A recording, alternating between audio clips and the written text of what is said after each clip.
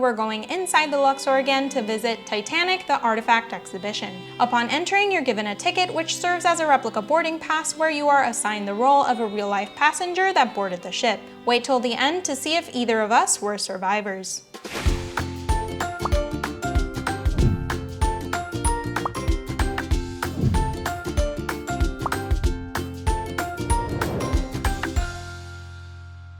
It's our final day in Vegas. If you haven't watched the vlogs for day 1 and day 2 yet, I highly recommend checking them out if you want to see more details about the 7 Magic Mountains, Meow Wolf's Omega Mart, as well as all of the hotels on the Strip, and saying goodbye to the iconic Mirage volcano. You will be forever missed.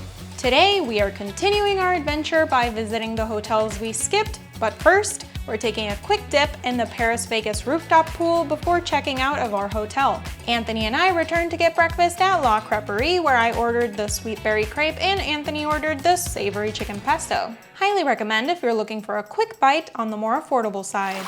On the way to our first hotel, we stopped by Caesar's Palace again to catch the corner fountain we didn't see the first time, as well as a higher view of the entire grounds that gets a better look inside the Green Fairy Garden.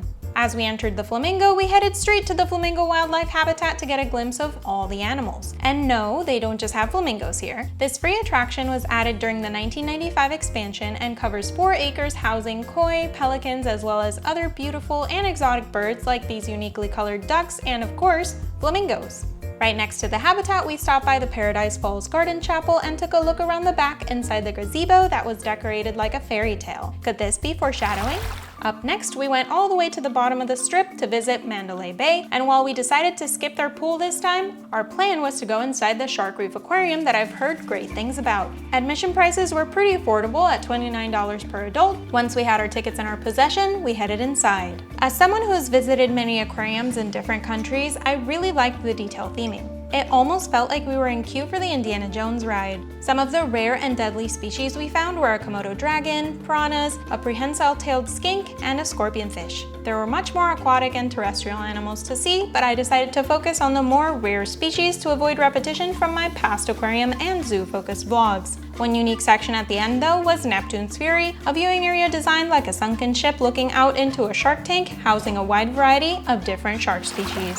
Up next, as promised from last episode, we're going inside the Luxor again to visit Titanic the Artifact Exhibition. Upon entering, you're given a ticket which serves as a replica boarding pass where you are assigned the role of a real-life passenger that boarded the ship. Wait till the end to see if either of us were survivors. The tour guides throughout the exhibit emphasize how this is the only tour in the world with all authentic artifacts and pieces recovered from the Titanic in what were officially recorded and approved dives. This 25,000 square foot exhibition is worth every penny as it takes you through the chronological journey of what it was like living on the Titanic during those 4 days before the tragic accident, with cabin replicas from the 3rd, 2nd, and 1st class. We spent probably 3 hours in here, and while my assigned passenger Caroline from 1st class survived, Anthony's assigned passenger from 2nd class suffered a more tragic fate.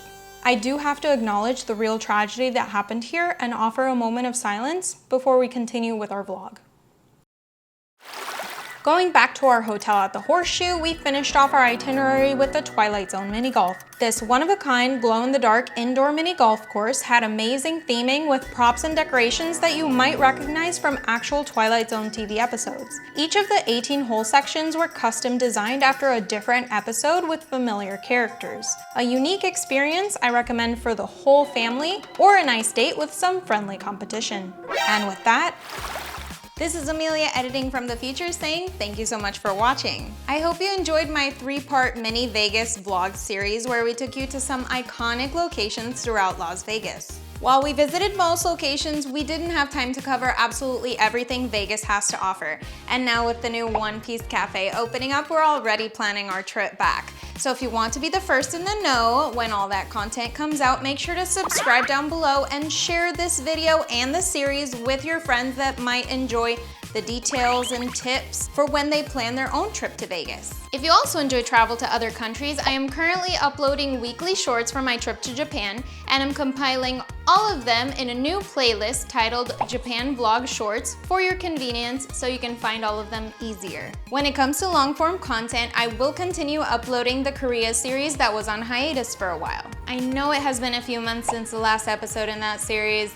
I severely underestimated how long it would take me to edit at least 10-minute long videos with a full-time job. But luckily, I am getting back on track with that, even if I may need some help. So I hope you look forward to that because I do have 2 weeks worth of content from my trip to Korea.